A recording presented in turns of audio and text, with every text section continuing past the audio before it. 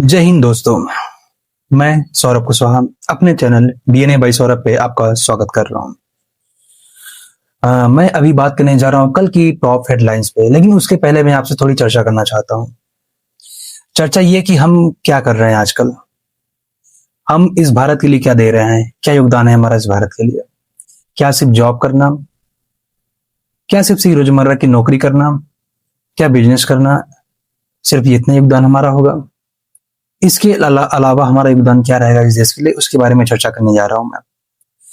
तो सबसे पहली बात कि मैं ये चाहता हूं कि भारत का प्रत्येक नागरिक, चाहे वो युवा हो, चाहे वो कोई बुजुर्ग हो, चाहे वो कोई 60-50 साल के हमारे भाई, हमारे दादा हो, सब बस एक छोटी सी बात ये मन में बैठा लें कि हमें इस भारत को विकसित भारत 2047 के पहले विकसित कैसे बनाए। यानी इस देश को विकसित बनाने के लिए हम क्या योगदान कर सकते हैं, वो अपने मन में समीक्षा करें। अपने मन में जब वो समीक्षा करेंगे तो उनके मन में अनेकों विचार आएंगे, और जब अनेकों विचार आएंगे तो वो अपने विचारों को प्रकट करेंगे और ये भी गहन चिंतन करेंगे कि हम या हमारे भाई बहन या हमारे जो भाई लगे हुए हैं काम में, वो और क्या काम करें जिससे ये भारत और जल्दी विकसित हो जाए। उसी के बारे में चर्चा करने जा रहा हूं मैं। और वही एक उपाय है कि भारत विकसित कैसे बन सकता है। जब भारत का हर एक नागरिक के सोचने का तरीका बदलेगा, जब एक भारत के हर एक युवा का सोचने का तरीका बदलेगा, जब ये भारत का प्रत्येक युवा ये सोच लेगा कि उसे सिर्फ नौकरी नहीं करनी है, नौकरी के अलावा उसके पास बहुत सारे ऑप्शंस हैं।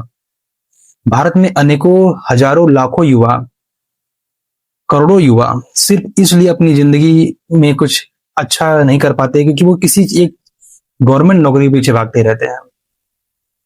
तो ये अब शायद धीरे धीरे कम होना चाहिए और युवाओं को और भी बहुत सारे सेक्टर्स में जाना चाहिए और सरकार से अपनी जवाबदेही को माननी चाहिए। कॉकरोच जनता पार्टी के आने के बाद, यानी कॉकरोच जनता पार्टी जब से आई है तब से जवाबदेही सरकार की बढ़ाई है। यानी कि उन्होंने सवाल तो खड़े किए कम से कम, बाकी और लोग तो सवाल भी खड़े नहीं कर पा रहे कि क्या करना चाहिए क्या नहीं करना चाहिए।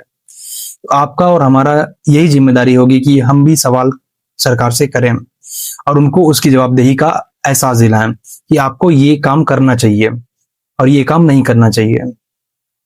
अगर भारत का प्रत्येक युवा ये ठान ले कि हम जवाबदेही लेके रहेंगे कि जो टेंडर, जो काम शुरू किया है उसे उसी टाइम में सरकार को पूरा करना चाहिए, वो पूरा नहीं कर रही है तो युवा जाके क्वेश्चन पूछे उस अधिकारी से, उस ठेकेदार से और उसके जो इंचार्ज है उससे कि ये काम क्यों पूरा नहीं हुआ, कितना टाइम लगेगा और क्यों लग रहा है टाइम।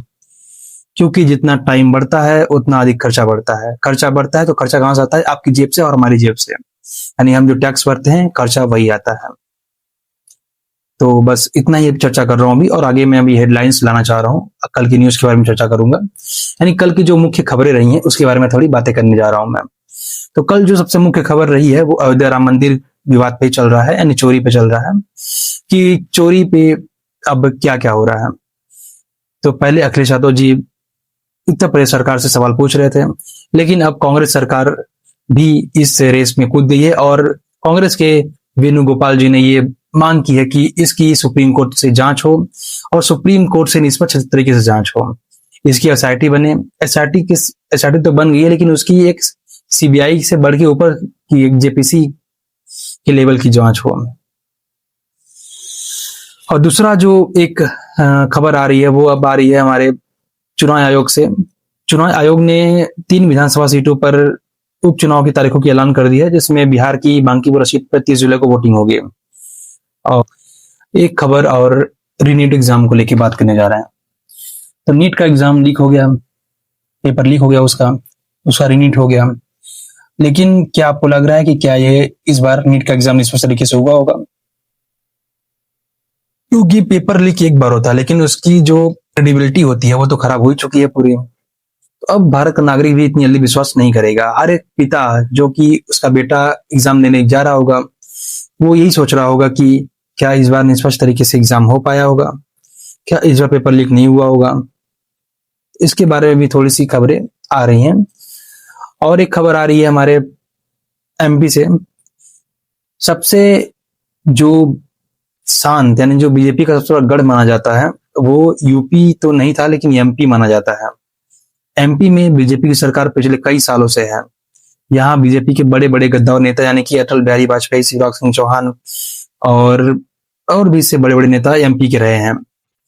लेकिन एमपी का विकास काफी धीमा हुआ है। यूपी में जब से योगी सरकार आई है तब से यूपी का विकास तो बहुत तेज हो गया, लेकिन एमपी का विकास बहुत धीरे हुआ है।